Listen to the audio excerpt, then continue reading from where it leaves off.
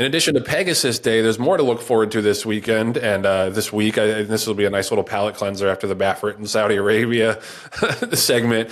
We got the Eclipse Awards coming up on Thursday night at 7:30 p.m. And you can watch it on FanDuel TV. I think it'll be streamed as well online on most of the major journalistic websites and as well as NTRA. There's not a ton of drama in terms of different categories. The only horse of the year, I think, has got to be Cody's Wish. I just, it wouldn't make any sense to have it otherwise. Like, I get that you don't want to necessarily, factor in like the emotional story aspect of it. You kind of just want it to be pure based on racetrack accomplishment. But he was pretty damn accomplished, and the story does not hurt. Like, he's been the chief horse in America since Flightline retired, and I think he's going to be a deserving champion. The only one that I thought looked a little interesting was 3-year-old male. The finalists are Arcangelo, Auguste Rodin, and Mage. Now, I think Arcangelo is most likely the favorite because you got the Belmont Travers double. Not a lot of horses have done that. But he didn't make it to the Breeders' Cup and is now retired. And he's got the Kentucky Derby winner in the category. But also, I think Auguste Rodin is interesting because, you don't often see Euros win in these categories. But if they're brilliant enough, it can happen. And I just think like his race in the Breeders' Cup turf was just so damn impressive. And if you want to talk about like pound for pound, who was the best 3-year-old male who ran in America this year? I think he's the one. And that's no disrespect to Arcangelo and the kind of season he had with Jenna Antonucci. Obviously not their fault that he wasn't able to make it to the Breeders' Cup. But if you want to talk about pure brilliance, I think the winner is Auguste Rodin. John, and Joe, just to piggyback. Yeah, just to piggyback on that, I think out of the three, and I didn't have a chance to look this up, but I think out of the three, Auguste Rodin was the only one who won a Grade 1 against older horses. I think the other two, granted they won 2 out of the 3 Triple Crown jewels and a couple other big races during the summertime. But to me, by the end of the year, the best 3-year-old that ran in the United States was Auguste Rodin. There's no question in my mind. People can say, well, he only ran here, a lot, or ran here once. He only ran here a lot less than the other two. And Arcangelo, had that double that you mentioned, and Mage was a Kentucky Derby winner.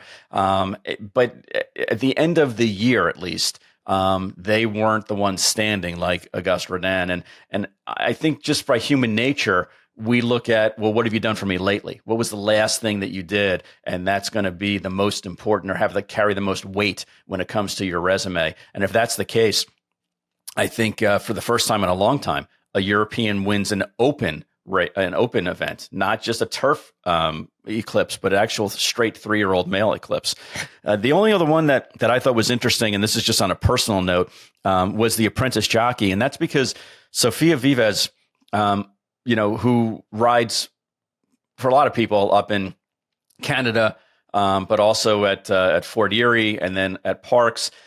She is actually one of the winter exercise riders at Mark Cassie's place. And last week when we were down there, I got a chance to sit down and really talk to her. And she's an intelligent person. She gets it. She's got a sense of humor. She's very humble, even though she won all those races. And Joe, I don't know if you realize, like a lot of people commute, for their regular week of work. What Sophia was doing was she was actually riding in Canada 3 days, driving to Fort Erie for 1 day, and then driving to Parks for 2 days, and then rinse and repeat and starting over again in Toronto. And she did that all summer long. So to me, it wasn't just a matter of her winning races, in Canada and in the States. It's that she was really working hard to make sure that she got as many mounts and just got the her apprenticeship value as to the nth degree. And I'm sure that Concepcion and Torres worked really hard also. I'm not taking it away from them, but just knowing Sophia, I was really impressed with her as an individual. And she rode some horses for us and was able to be equally adept at rushing to the front and winning on the front end and weaving through traffic and getting up there on come from behind horses. She's talented. She's humble. She's a good face for racing as well. And I would just like to see her get recognized. I'm glad she's on the ballot as one of the top 3. I don't know if she's going to win, but she's definitely a name to watch and definitely a rider with some talent. And I'm hoping that years from now, we're going to be comparing her to like Julie Crone as one of the top riders in our history, not to mention one of the top female riders. Yeah, we haven't had like a really great female rider breakthrough, I think, since Rosita Pravnik was the last one. And then obviously Julie Krohn was a legend. So yeah, it'd be nice to see some young women step up and become part of these top jockey colonies. And she sounds like she's plenty deserving. Yeah, it's not a life for the faint of heart, the life of a jockey. Like it is hard work. And yeah, some of them are really well off and multimillionaires, but most of them are hustling. You know, they're just getting up early, trying to make weight, riding as many horses as they can, sometimes in terrible weather. Like it is not an easy life. And I got a lot of respect for anybody who dedicates themselves and their bodies, particularly to pursuing that life. We do have Joe, can I talk about one more? Actually, just going through. So I want your opinion on trainer, on the trainer of the year. Who's going to win between Chad Brown, Brad Cox, and Billy Mott? To me, I think that this was Bill Mott's year. You know, with all the success from Cody's Wish and Elite Power. He had a bunch of other ones I can't think of off the top of my head, but he just showed up in the winner's circle of so many big races this year. Obviously, Chad and Brad Cox both had their successes as well. But I just think also, like, relative to the number of horses he has, not that Bill Mott is like a mom and pop stable, but like comparatively to Chad Brown and Brad Cox, he's got a lot fewer horses. And for him to do what he did and win as many big races as he did this past year, I would give it to him. Yeah. And I don't know Bill at all. I mean, I know him from passing and maybe occasionally saying hello. But during I got one little quick anecdote. During the Breeders' Cup, his filly, just FYI, won the juvenile filly Breeders' Cup.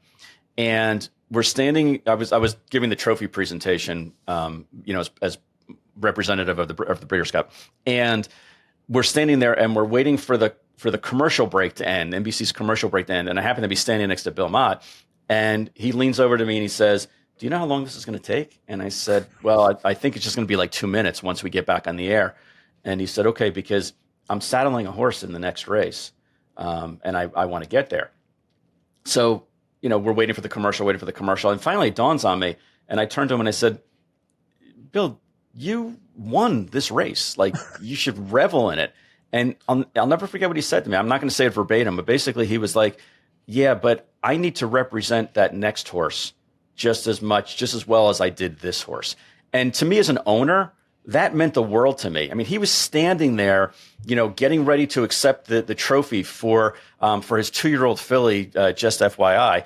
And he had it in the back of his mind, I need to represent the owners in the next race just as well as I did in this race. And I looked at the program. His horse was 20-1 in the next race. It wasn't like he had the 3-5 favorite where he needed to be there. So, to me, he's a humble guy.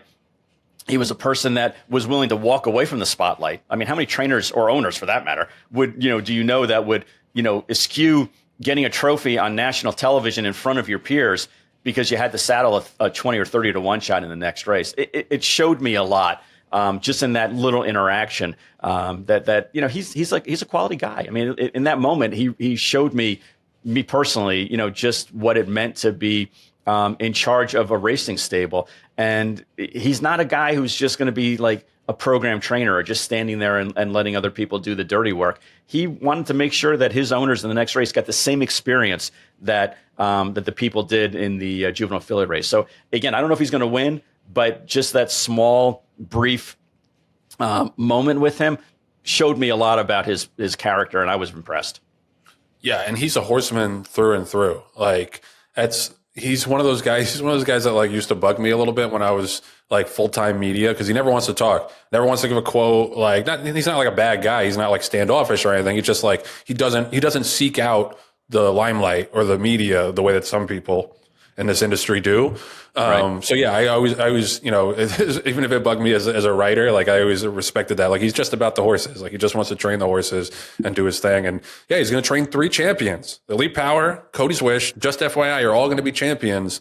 I don't think the other guys have trained 3 champions this year, so I think he deserves it. Speaking of deserving winners of Eclipse Awards, we are super proud and super excited for our editors, Anthony LaRocca, Aaliyah LaRocca, and Nathan Wilkinson, and our producer, Patty Wolf, for their Eclipse Award for the TDN piece on the writer's room with Wade Yost, who is the father of Carson Yost, who's the namesake of Carson's Run, the West Point horse who ran in the Breeders' Cup. You can go back and watch that story or read that story. Basically, Carson has like a degenerative muscular condition, and Wade always wanted to name a horse after him. So West Point put that name on this horse, and he turned out to be a grade 1 winner. Like, it's just, you can't make that up.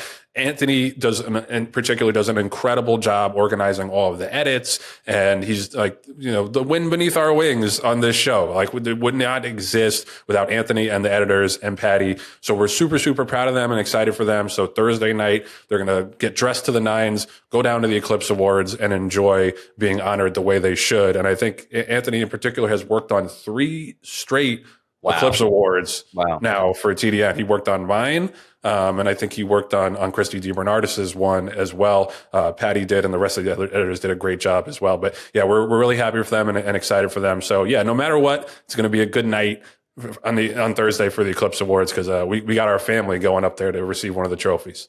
I think it's safe to say that Anthony is like our Bill Mott, and Patty is like our Mike Ivorone. We